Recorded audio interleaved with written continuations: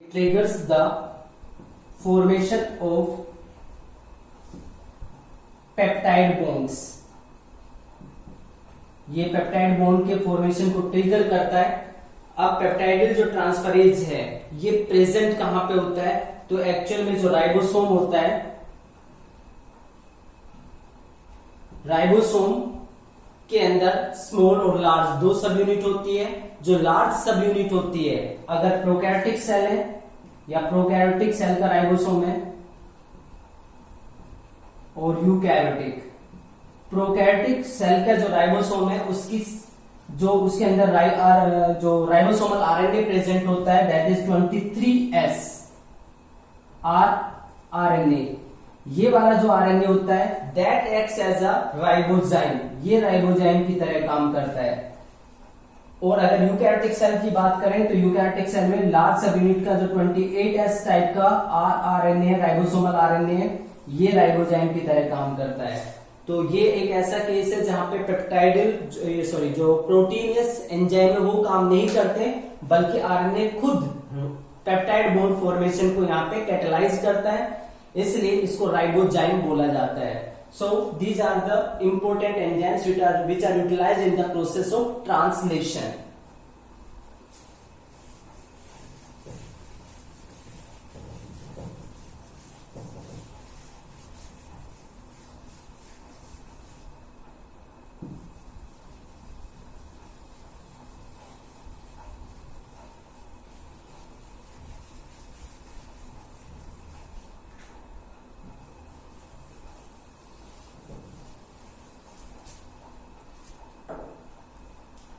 उसके बाद next part आता है ribosomes.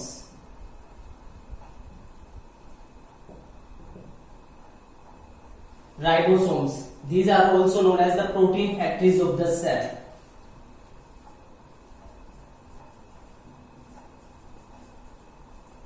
Protein factories of this cell, इसको सेल की प्रोटीन फैक्ट्रीज बोला जाता है, protein factories of the cell.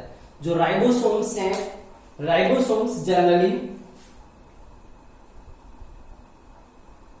It is composed of RNAs and basic proteins. ये आरएनएस और बेसिक प्रोटीन से बने होते हैं। अब जो राइबोसोम्स हैं, राइबोसोम्स की जो कैटेगरी है वो प्रोकैरियोटिक सेल्स और यूकैरियोटिक सेल्स के अकॉर्डिंग होती है। अगर प्रोकैरियोटिक सेल है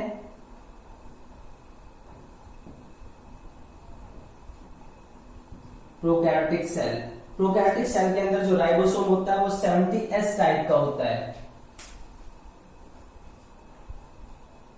70S टाइप का राइबोसोम होता है, तो इसके ब्रेकडाउन से यानी कि दो सब यूनिट से बना होता है। एक लार्ज सब यूनिट होती है और एक स्मॉल सब यूनिट होती है। जो लार्ज सब यूनिट है उसको बोला जाता है 50S और जो स्मॉल सब यूनिट है उसको बोला जाता है 30S। अब जो लार्ज सब यूनिट है वो बनी होती है 23S rRNA plus 5S rRNA। ये दो टाइप के तो आरएनए होते हैं इसके अंदर, plus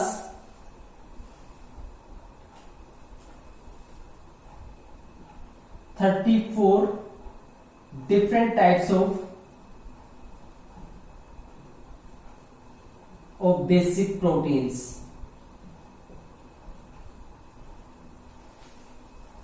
basic proteins 34 different type के बेसिक प्रोटीन्स होते हैं और 23S और 5S टाइप के आरआरएनए होते हैं। ये दोनों आरआरएनए और प्रोटीन्स मिलके उसके लार्ज सब यूनिट को बनाते हैं। अब जो आरएनए है उसकी फुल फॉर्म ये होती है राइबोन्यूक्लिक एसिड, यानी कि एसिडिक कैरेक्टर होता है, तो बेसिक प्रोटीन के साथ ही वो इंटरेक्ट कर सकते हैं। 30S यूनिट की बात की जाए तो जो 30S यूनिट है इसके अंदर जो आरआरएनए प्रेजेंट होता है वो है 16S टाइप। 16S टाइप का आरआरएनए प्रेजेंट होता है यहां पे, plus 21 different types of basic proteins.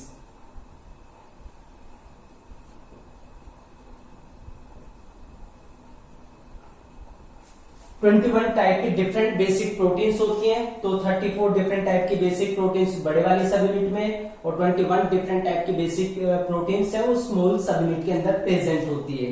ये हो गया 70s टाइप का जो राइबोसोम है उसकी जो कंपोजिशन वो किस तरीके से होती है। अब बात करते हैं यूकैरियोटिक टाइप।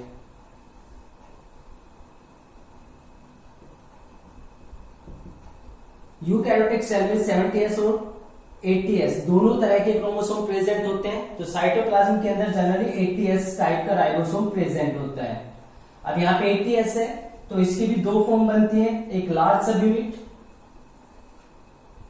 और एक स्मॉल सब यूनिट। जो लार्ज सब यूनिट है उसको हम बोलते हैं 60s और इसको बोला जाता है 40s। तो ये दो सब यूनिट से मिलके कंप्लीट राइबोसोम बनता है। अब 60s टाइप का जो राइबोसोम है उसके अंदर कौन कौन से राइबोसोमल आरएनए प्रेजेंट होते हैं, तो इसमें 28s आरएनए ये प्रेजेंट होता है, 5.8s आरएनए प्रेजेंट होता है, प्लस 5s टाइप का आरएनए यहाँ पे प्रेजेंट होता है। साथ में प्रेजेंट होती है 45 different types of basic proteins। 45 different types की बेसिक प्रोटीन्स और ये जो 3 टाइप्स के आरएनए है वो मिलके इसके लार्ज सब यूनिट को बनाते हैं। स्मॉल सब यूनिट की बात करें, स्मॉल सब यूनिट बना होता है 18s type of ribosomal RNA plus 33 different types of basic proteins. 33 different types of basic proteins और 18s टाइप का जो आरएनए है वो मिलके इसकी स्मॉल सब यूनिट यानी कि 40s सब यूनिट को बनाते हैं। लार्ज सब यूनिट में 3 टाइप्स के आरएनए होते हैं और 45 डिफरेंट टाइप्स की प्रोटीन होती है। मींस एग्जैक्टली अगर देखें तो ये मान सकते हैं कि हम जो 80s टाइप का राइबोसोम है वो अबाउट 80 टाइप्स की डिफरेंट प्रोटीन से बना होता है और राइबोसोमल आरएनए के अलग अलग फॉर्म उसके अंदर प्रेजेंट होती है। तो ये है राइबोसोम का स्ट्रक्चर। अब जो राइबोसोम है जब प्रोटीन सिंथेसिस नहीं हो रही होती है तो उस टाइम पे राइबोसोम्स अपनी डिसोसिएटेड यानी कि सब यूनिट की फॉर्म में प्रेजेंट होता है। Ribosomes exist in their subunit forms in their subunits when no translation occur। जब कोई translation is occurring, when no translation is occurring, जब कोई ट्रांसलेशन नहीं हो रही होती है तो ये अलग अलग यूनिट की फॉर्म में प्रेजेंट होता है। इसके अलग अलग पार्ट होते हैं यानी कि लार्ज सब यूनिट और स्मॉल सब यूनिट की फॉर्म में प्रेजेंट होता है। लेकिन जब प्रोटीन सिंथेसिस होनी होती है उस टाइम पे जो एमआरएनए है वो सबसे पहले स्मॉल सब यूनिट के साथ इंटरेक्ट करता है।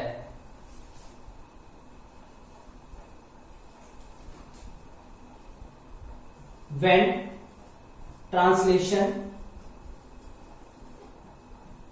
टेक प्लेस यानी कि जब ट्रांसलेशन होती है उस टाइम पे when translation take place small सब यूनिट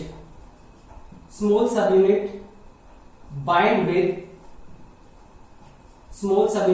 विद एमआरएनए, वो एमआरएनए के साथ बाइंड कर जाती है। अब जो एमआरएनए के साथ बाइंड होती है वो बाइंडिंग होती है उसकी जो इनिशिएशन कोडोन है वहां पे। तो जैसे स्मॉल सब यूनिट जुड़ती है, स्मॉल सब यूनिट के साथ जुड़ते के साथ ही एक तरीके से हम ये कह सकते हैं अगर ये एमआरएनए है तो जैसे एमआरएनए का इनिशिएशन कोडोन होता है एयूजी, जैसे स्मॉल सब यूनिट आके यहाँ पे जुड़ती है इसके साथ में जुड़ते के साथ ही जो लार्ज सब यूनिट है वो भी आके यहाँ पे कंबाइन हो जाती है और ये बन जाता है इनिशिएशन कॉम्प्लेक्स। या यहां से प्रोटीन की सिंथेसिस स्टार्ट हो जाती है। तो ये बन जाता है इनिशिएशन कॉम्प्लेक्स। Initiation complex. एक और चीज कि जो लार्ज सब यूनिट होती है राइबोसोम की, ये वाली जो सब यूनिट है, इसके अंदर जनरली तो 2 साइट हम कंसीडर करते हैं। वैसे अभी अगर लेटेस्ट व्यू की बात करें तो यहाँ पे तीसरी साइट को भी डिस्कवर किया जा चुका है। मींस एक्चुअल में यहाँ पे अब 3 साइट होती है इस लार्ज सब यूनिट के अंदर।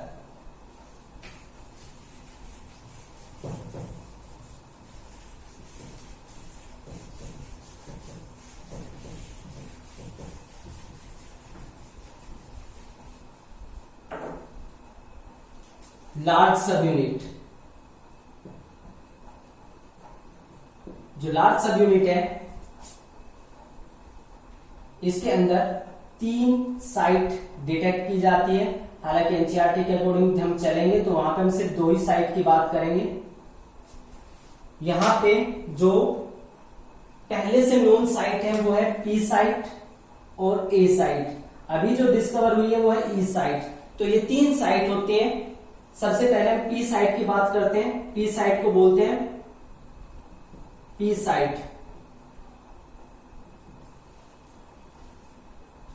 पेप्टाइडिल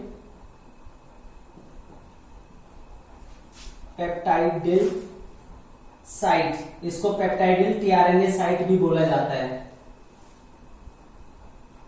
पेप्टाइडिल टीआरएनए साइट इसको बोला जाता है। पेप्टाइडिल टीआरएनए साइट वो साइट होती है जहां पे फर्स्ट यानी कि इनिशिएशन टीआरएनए आके जुड़ता है।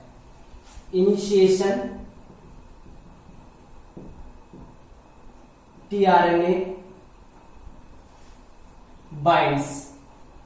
इनिशिएशन टीआरएनए आके यहीं पे बाइंड होता है। और इसके अलावा ये वाली वो साइट होती है जो पेप्टाइड को यानी कि काफी सारे एमिनो एसिड की चेन को यहीं पे बाइंड करके रखा जाता है। एंड कैरी फॉर्मिंग, जो बन रही होती है फॉर्मिंग पेप्टाइड। जो फॉर्मिंग पेप्टाइड या पॉलीपेप्टाइड जो होती है पेप्टाइड चेन, उसको ये बाइंड करके रखती है। वो इस यहीं पे बाइंड होके रहती है पी साइट के ऊपर। उसके बाद ए साइट है एमिनो एसाइल टीआरएनए साइट, इसको बोला जाता है एमिनो एसाइल टीआरएनए साइट या एमिनो एसाइल साइट भी बोलते हैं। यहां पे जो एमिनो एसिड्स है, जो नेक्स्ट एमिनो एसिड लेके आते हैं वो यहां पे बाइंड करते हैं। TRNA which carry next amino acid bind here, यानी कि चेन के अकॉर्डिंग जो नेक्स्ट एमिनो एसिड को बाइंड करके एमिनो एसिड आएगा वो पहले यहां पे आएगा। उसके बाद पी वाली साइड पे जो पेप्टाइड है उसके साथ वो जुड़ जाता है। तो नए जितने भी टीआरएनए आएंगे वो सारे ए साइट के ऊपर ही आते हैं, वो डायरेक्टली पी साइट पे नहीं जाते। पी साइट पे सिर्फ इनिशिएशन करने वाला टीआरएनए है वही जा सकता है, पहला टीआरएनए यहीं पे जाता है। अब जो पेप्टाइडल पार्ट बनता है वो ट्रांसफर कर देता है अपनी चेन को इस पे, और जो यहाँ पे टीआरएनए जुड़ा होता है जैसे राइबोसोम आगे खिसकता है तो ई साइड पे चला जाता है। और ई साइड का काम होता है कि जो टीआरएनए जो अनचार्ज हो चुका है उसको वहां से रिलीज कर दे। ई साइड अनचार्ज यानी कि जिसने अपना एमिनो एसिड डोनेट कर दिया है। अनचार्ज टीआरएनए लीव फ्रॉम हेयर, यहां से वो बाहर निकल जाता है। लीव फ्रॉम हेयर, यहां से वो बाहर निकल जाएगा। तो स्टार्टिंग है तो सबसे पहला टीआरएनए यहां पे आता है। चेन स्टार्ट हो गई है तो जितने भी एमिनो एसिड होंगे सारे यहां पे आएंगे। अपना एमिनो एसिड डोनेट करने के बाद ये वाला जो टीआरएनए वो इस साइड पे आके और बाहर निकल जाता है और चेन लगातार बढ़ती जाती है, जो कि हम पॉलीपेप्टाइड के एलोंगेशन फेज में स्टडी करेंगे। तो राइबोसोम्स जो है, राइबोसोम्स की बड़ी सब यूनिट के ऊपर ये साइट प्रेजेंट होती है, पी साइट, ए साइट। ये मेन है, ये 2 साइट आपको याद रखनी है। ये साइट जनरली हम मेंशन कर देते हैं, यानी कि टीआरएनए जब अपना एमिनो एसिड रिलीज कर देता है उसके बाद वो वहां से बाहर निकलता है तो उसको हम ई साइट बोलते हैं।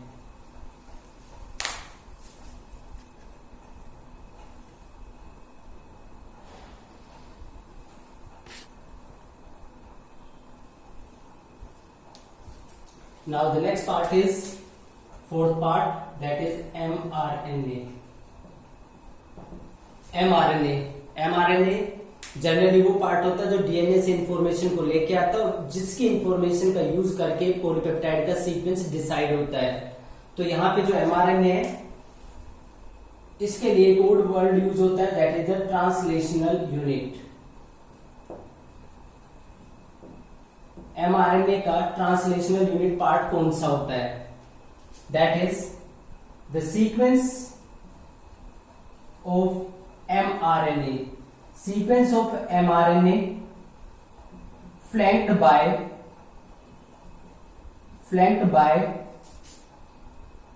initiation codon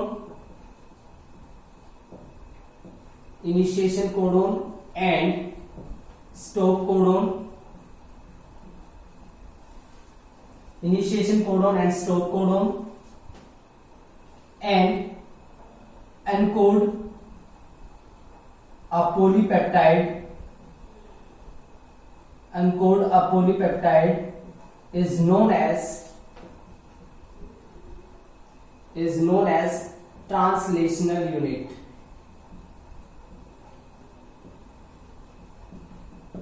mRNA का पार्ट होता है ट्रांसलेशनल यूनिट. ट्रांसलेशनल यूनिट अब क्या है? The sequence of mRNA flanked by initiation codon, यानी कि जिसके इनिशिएशन कोडोन या स्टार्ट कोडोन भी हम इसको बोल सकते हैं.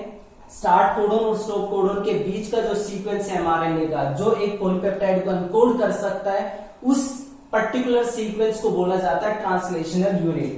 जैसे हमारे पास मान लेते हैं ये mRNA है, तो mRNA में यहां पे AUG ये स्टार्ट कोडोन है,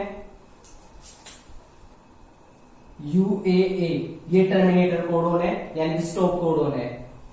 That is start codon and that is stop codon.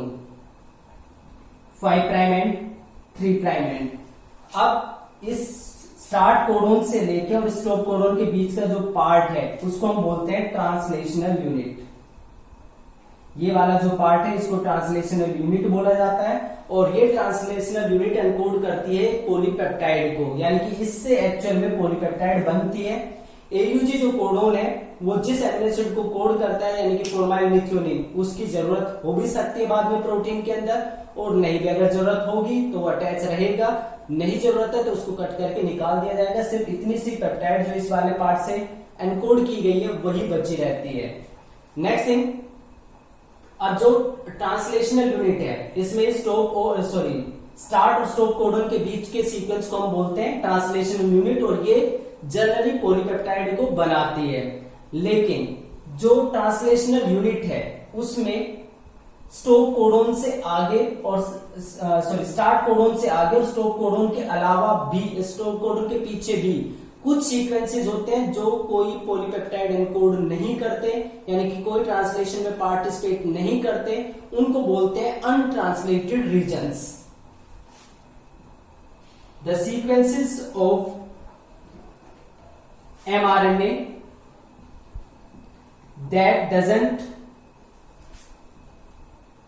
that do not code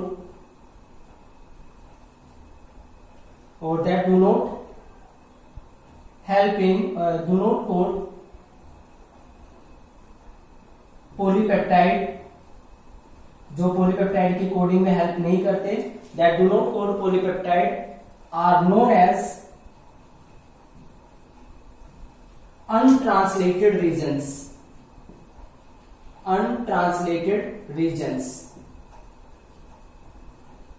That is UTRS, untranslated regions.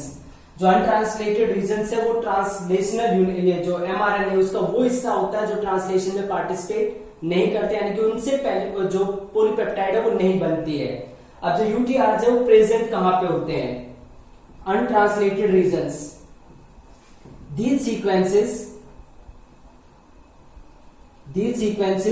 are present before start codon and after stop codon. Start codon से आगे यानी कि ये वाला जो part है, अब यहाँ पे ये सीक्वेंस प्रेजेंट होते हैं, इनको बोलते हैं यूटीआरस यानी कि अनट्रांसलेटेड रीजन्स। तो 5 प्राइम एंड पे स्टॉप कोडोन से आगे, सॉरी स्टार्ट कोडोन से आगे प्रेजेंट हो सकते हैं, या जो स्टॉप कोडोन है, स्टॉप कोडोन है उसके पीछे प्रेजेंट हो सकते हैं ये अनट्रांसलेटेड रीजन्स। अब ये पॉलीपेप्टाइड में तो यूज होते नहीं है, तो फिर इनका बेनिफिट क्या होता है, यानी कि जो अनट्रांसलेटेड रीजन्स है उनकी सिग्निफिकेंस क्या होती है। तो एक्चुअल में अनट्रांसलेटेड जो रीजन्स होते हैं ये प्रोटीन सिंथेसिस की एफिशिएंसी के लिए जरूरी होता है। These are essential for the efficient translation, translation ठीक से हो सके उसके लिए इनकी जरूरत होती है। UTRs are essential for efficient translation, efficient translation process के लिए इनकी जरूरत होती है। तो एफिशिएंसी के साथ ट्रांसलेशन हो सके इसलिए जो यूटीआर है वो 5 प्राइम एंड और 3 प्राइम एंड के ऊपर प्रेजेंट होते हैं। So that is about the various parts which are utilised in the translation process. अब जो ट्रांसलेशन प्रोसेस है वो होती कैसे है, किस तरीके से जो ट्रांसलेशन प्रोसेस है उसमें पॉलीपेप्टाइड का इनिशिएशन कैसे होता है, इलोंगेशन कैसे होता है और टर्मिनेशन कैसे होता है।